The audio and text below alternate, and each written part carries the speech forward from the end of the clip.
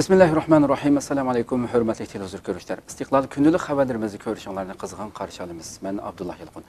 Programmamizda vatanimiz Sharq Turkiston va dunyo kun tartibida bo'lib atgan muhim xabarlarni huzuringizga sunishtirishimiz. Qanamizda qitinglar, ekranimizda bo'lsin. Xitoyning yoshirg'anlari oshkorlanmoqda.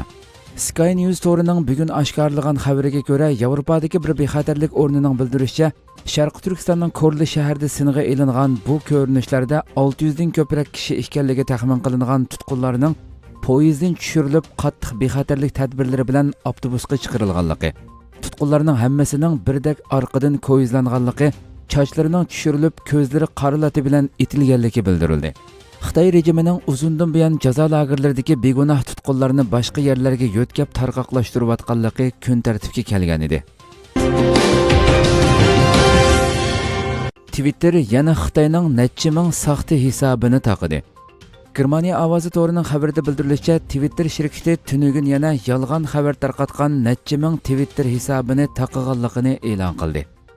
Mazkur hisobot nomerlari asosligi Xitoy, Arab Birlashma Xalifaligi va Ispaniya qatorliq joylardan bo'lib, yolg'on xabar tarqatish va hukumat tashviqoti qilish uchun ishlatilgan. Twitter shirkatining bildirishicha, Xitoyda ochilgan 4000 dan ortiq Twitter hisoblari asosligi Xitoyning tashviqotlarini tarqatish, Hong Kongdagi namoyishni qalaymaqon qilish uchun ishlatilgan.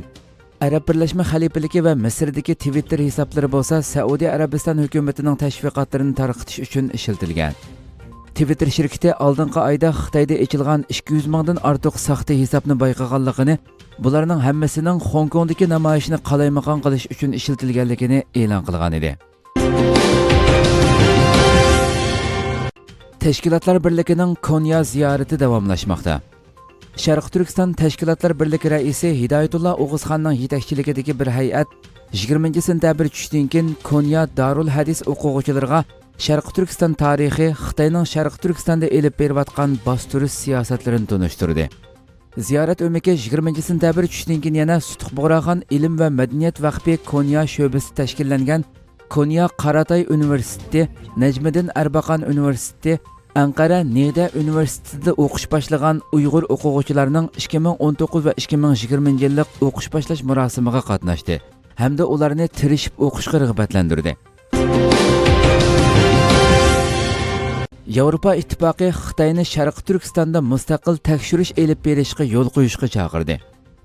Amerika ovozi xabarida bildirilishicha, 42 navbatlik Birlashgan Millatlar Tashkiloti kishilik huquq kengashida so'z qilgan Yevropa ittifoqining vakili Sari Lextiranta Xitoyni Sharq Turkistonda mustaqil xalqaro tekshirish elib berishga yo'l qo'yishga chaqirdi.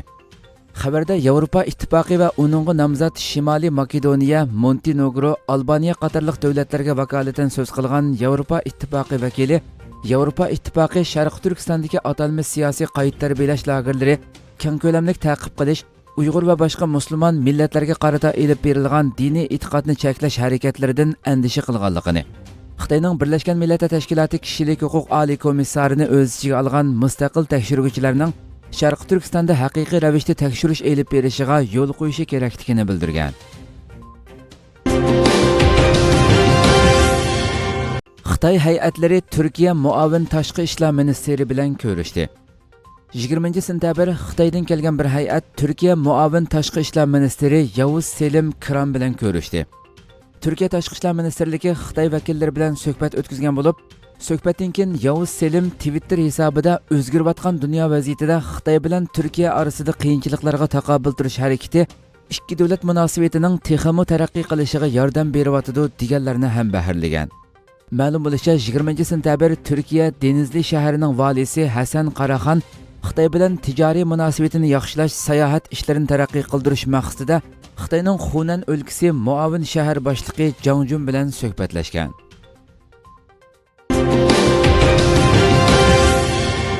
Rabia Qadir xonim Amerika Avam palata raisi Nancy Pelosi bilan ko'rishdi.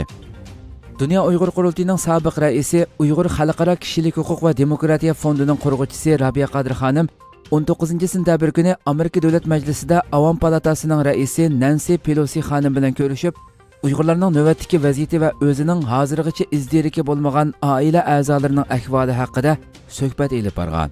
Bu qitimliq ko'rishishning kimning iltimosiga binoan elib berilganligi ma'lum emas.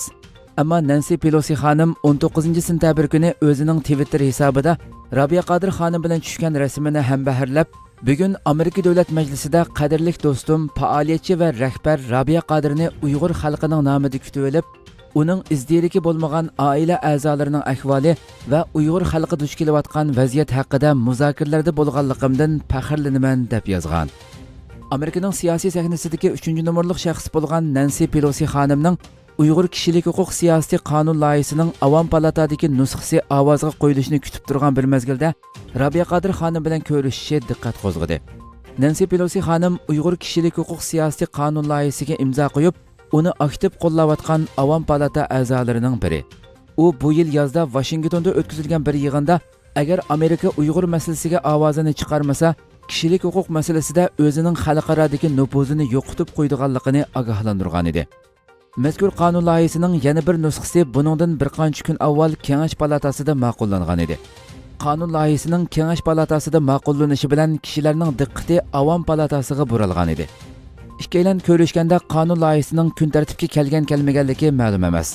Kengash palatasi mazkur qonun loyihasini ma'qullagandan keyin kishilik huquq tashkilotlari va Kengash palatasining ba'zi a'zolari qonun loyihasining Avam palatasida tezroq ma'qullanishini talab qilgan edi.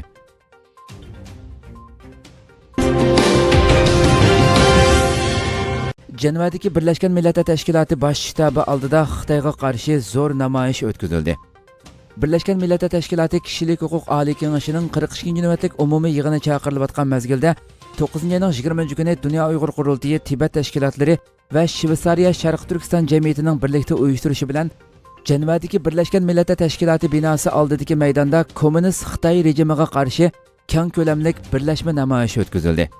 Shveysariya vaqti soat 11 da Jeneva shahridagi Birlashgan Millatlar Tashkiloti bosh shtabi oldida o'tkazilgan namoyishga Yevropa davlatlaridan kelgan 1000 atrofida Uyg'ur qatnashdi. Mazkur namoyishga Uyg'urlardan sirt Tibetliklar, Hongkongliklar, Mo'ng'ullar va Jenevadagi ko'plagan xalqaro kishilik huquq tashkilotlarining vakillari qatnashdi. Jenevadagi BMT bosh shtabi oldini oy yulduzli ko'k bayroqlar qopladi. Xitoyga qarshi jarangliq shuar sadolari atrofni larzaga soldi. Yevropa davlatlarining har qaysi joylaridan kelgan Uyg'urlar maydonda jam bo'lib, qo'llarida oy yulduzli ko'k bayroq, Tibet bayrog'i va har xil lozunkalarni ko'targan holda Sharq Turkiston istiqlol marshini o'rinlash bilan namoyishni boshladi.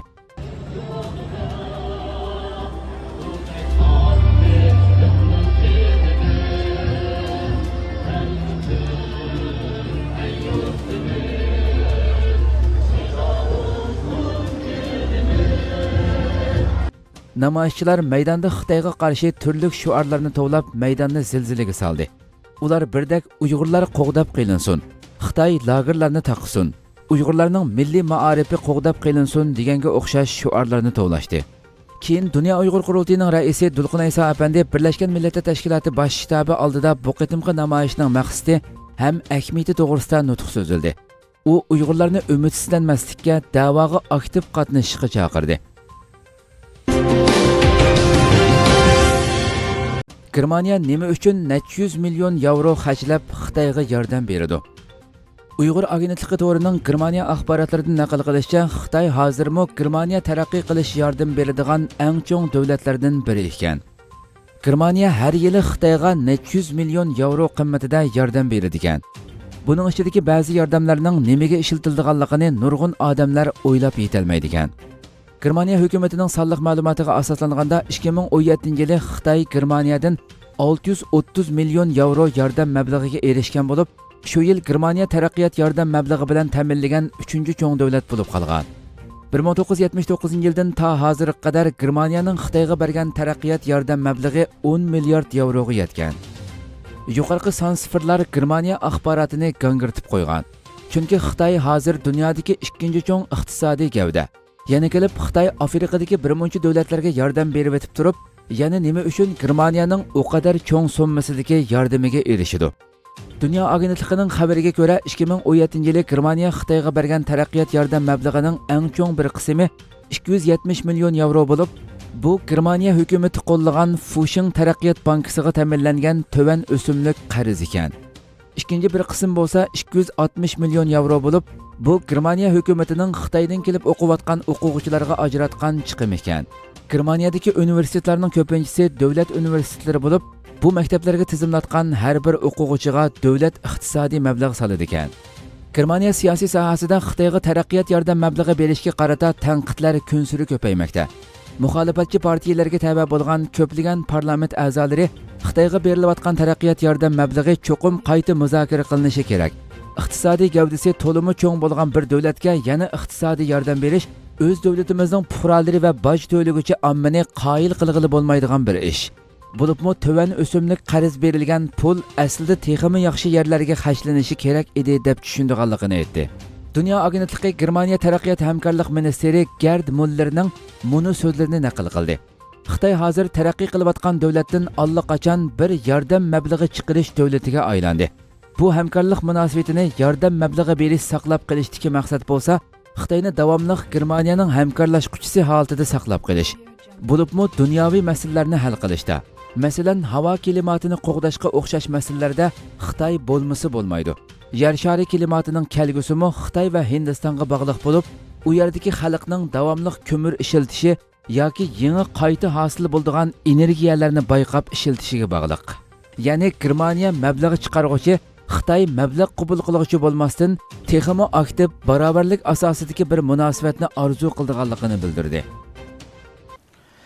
Hurmatli televizor ko'ruvchilar, shuna qilib bugungi xabarlarimiz mush yerda oxirlashdi. Inshaalloh atigi programmamizni ko'rishgacha sizlarni janobiy Allohga topshiramiz.